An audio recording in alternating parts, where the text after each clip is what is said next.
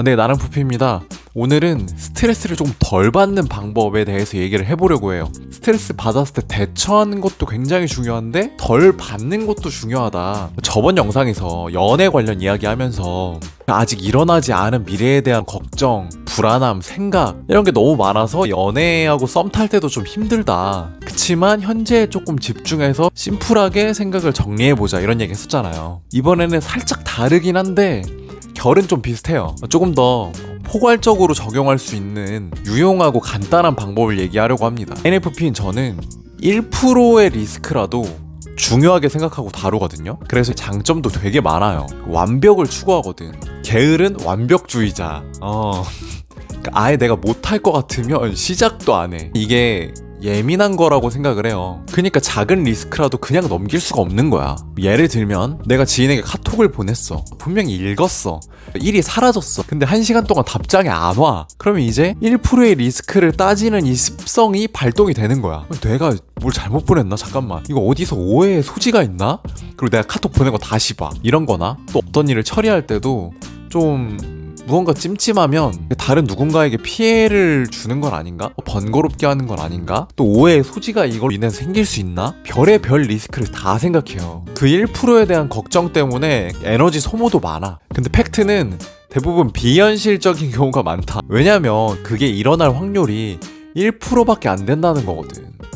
반대로 얘기하면 99%는 그냥 흘러가는 대로 둬도 그냥 괜찮다. 이 이야기예요. 그러니까 이 사실만 인지해도 많은 부분에서 조금 마음이 편해지더라고요. 그래서 이제 정리를 하자면 이 능력이 좋게 작용을 할 때 분명히 있어. 필요할 때도 분명히 있어. 예를 들어서 내가 건설 시공사야. 요새 또 부실공사 건물 무너지고 얘기 많았잖아. 이런 데는 그 1%의 리스크라도 그냥 넘어가면 안 돼. 내가 수술을 집도하는 의사야? 1%의 리스크 그냥 넘어가면 안 돼. 또 어떤 가수, 작곡가, 예술하는 사람, 화가 그 1%의 디테일이 엄청난 퀄리티를 만들잖아요. 또 관계에 있어서도 어떤 보이지 않는 부분을 섬세히 챙겨준다든지 상대방이 고민하고 있는 끙끙대는 문제들을 공감해주고 명쾌하게 해결해준다든지 남들이 보지 못하는 부분을 봐준다든지 이런 부분에서 분명히 필요한 건 맞아. 제가 얘기하는 건 아까 그 카톡 예를 들었잖아요.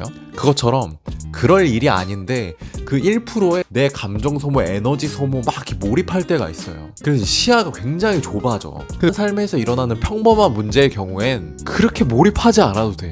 그 1%를 고려하지 않아도 되는 상황이야. 근데 너무 몰입하다 보니까 내 에너지 소모가 커지고 또 거기서 오는 예민함과 스트레스가 쌓이는 경우가 많아요. 그래서 이 사실을 인지하고 이것들을 구분해내려는 시도, 생각 이것만 해도 정말 도움이 많이 되는 것 같아요. 내가 이거 1%에 몰입해도 되는 상황인가? 이것만 생각해도 집중해야 돼. 그러면은 막 몰입해보는 거고, 이거 내가 이렇게까지 디테일하게 1%에 몰입할 필요 없어. 그럼 그냥 흘러보내도 되겠다. 이런 생각을 해보는 것만으로 스트레스 이만큼 받을 거 이만큼밖에 안 받아요. 스트레스가 커지면 부정적인 생각도 따라오거든요, 뒤에. 근데 미리 거기까지 가기 전에 약간 차단기 내리는 느낌. 과부하 걸릴 것 같으면은 왜 두꺼비 집 내려가고 전기 다 끊기잖아. 그런 느낌으로 이 생각을 해본다는 것 자체가 굉장히 좋았던 것 같아요. 저의 경우에는. 오늘도 누군가에게 작은 도움이 되길 바라면서 이 영상을 찍었고요. 또 차후에 제가 청소년 정서 행동 치료 재활 시설에서 일했잖아요. 그때 정신과 의사 선생님이 계셨어.